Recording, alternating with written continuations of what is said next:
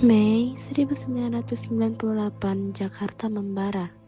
4 mahasiswa Trisakti gugur memicu kemarahan nasional. Presiden Soeharto yang baru pulang dari Mesir mendapati kekuasaannya di ujung tanduk.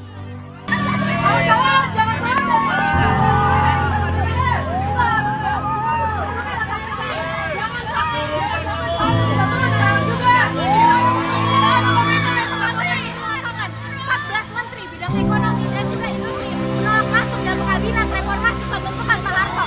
Mereka membelot, ini Pak Harto sendirian.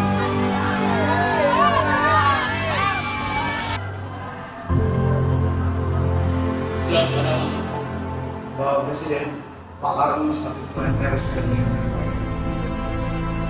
Situasi kita juga sangat. jadi materi-materi kita sudah tidak bisa dimanfaatkan. Karena ini sudah hancur pada saya. Daripada saya menjadi pemusuh untuk sejarah Indonesia, lebih baik saya berdiri. Beritahu ke Bapak DPR. Siapa? Pukul 9.00 WIB di hadapan Mahkamah Agung, sebuah era berakhir dan sebuah harapan dimulai. Para hadirin, saya menyatakan berhenti dari jabatan saya sebagai Presiden Republik Indonesia.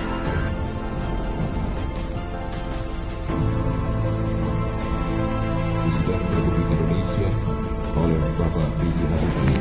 Demi Allah saya bersumpah akan memenuhi kewajiban Presiden Republik Indonesia dengan sebaik-baiknya. Dalam waktu singkat, Habibie membuat gebrakan yang tak terbayangkan sebelumnya. Ia memangkas kekuasaan pusat yang selama ini mencekik daerah. Daerah punya wewenang mengelola sumber daya sendiri. Dan mengenai nomor Presiden, hari ini sudah mulai gerak. Dia berat, kita harus pisahkan definisi arti. Tentara dan Polri harus dipisahkan. Siapa? Tentara tidak boleh lagi duduk di bangku demokrasi. Kita harus menjadi negara demokrasi murni. Lalu Pak, bagaimana Timur-Timur punya internasional melakukan melanggar HAM di sana? Saya tidak ingin membebani generasi yang akan datang. Saya akan tawarkan pilihan kepada rakyat Timur antara mereka yang mengikuti Indonesia yang punya ekonomi luas atau merdeka. Siapa? Juni 1999, dunia terkejut. Habibie mempercepat pemilu. Indonesia bertransformasi dari negara otoriter menjadi negara demokrasi paling dinamis di dunia. Kerja keras kita sudah terlihat, rupiah sudah menempuh di bawah 7.000 per dolar. Pasar internasional pun sudah percaya lagi bersama kita. 48 partai bertarung hari ini. Rakyat mengantri dengan gembira. Pak Habibie, Anda berhasil mengadakan pemilu paling bersih sejak 1955.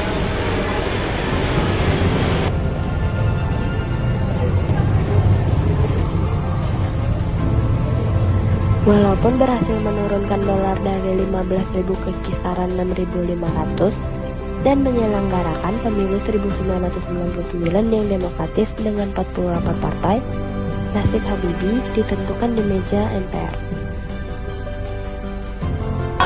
Sidang umum MPR memanas. Pertanggungjawaban Presiden Habibie ditolak, terutama karena lepasnya bagian timur-timur.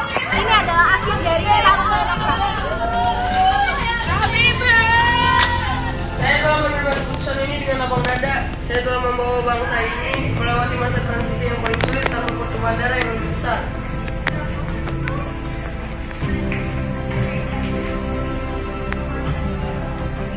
Meskipun kami meragukanmu, sejarah akan mencatat bahwa kau menjadi jembatan dari demokrasi kami.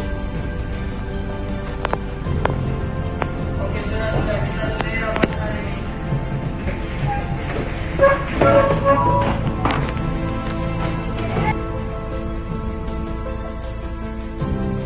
Oktober 1999 tiba saatnya pertanggungjawaban. Namun, isu lepas Timur Timur menjadi senjata bagi lawan politiknya. Kita saat ini kalau begini terus depannya. Sudah.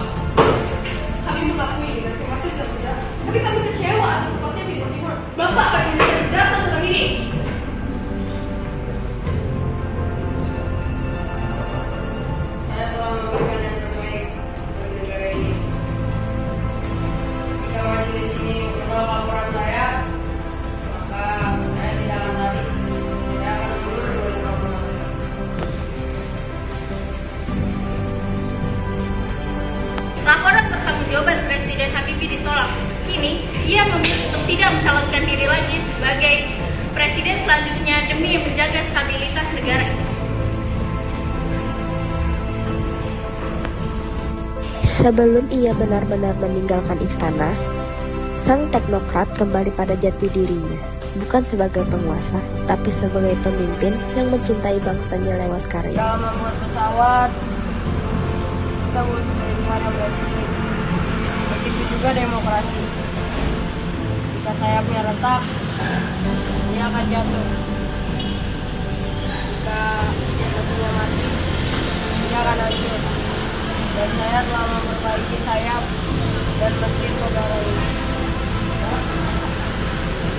Namun sekarang saya biarkan pesawat ini terbang mengendalikan orang lain. Aku sudah siap. Rakyat juga sudah bukan untuk menghujat, tapi ingin berinovasi. Cukuplah sejarah yang mencatat bahwa saya pernah mencoba hari. 512 hari yang mengubah Indonesia. Habibie turun bukan karena paksaan massa, melainkan karena kepatuhannya pada proses demokrasi yang ia bangun sendiri. Saya kembalikan mandat ini dan saya menjadi rakyat biasa yang mencintai negerinya tanpa perlu jabatan.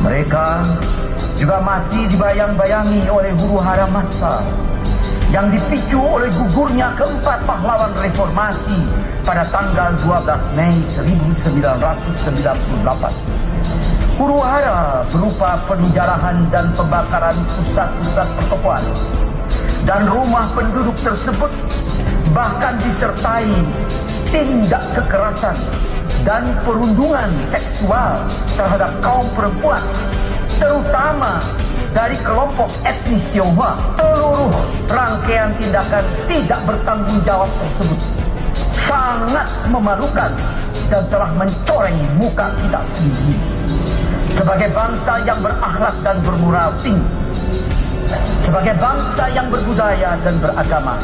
Kita mengutuk perbuatan biadab tersebut.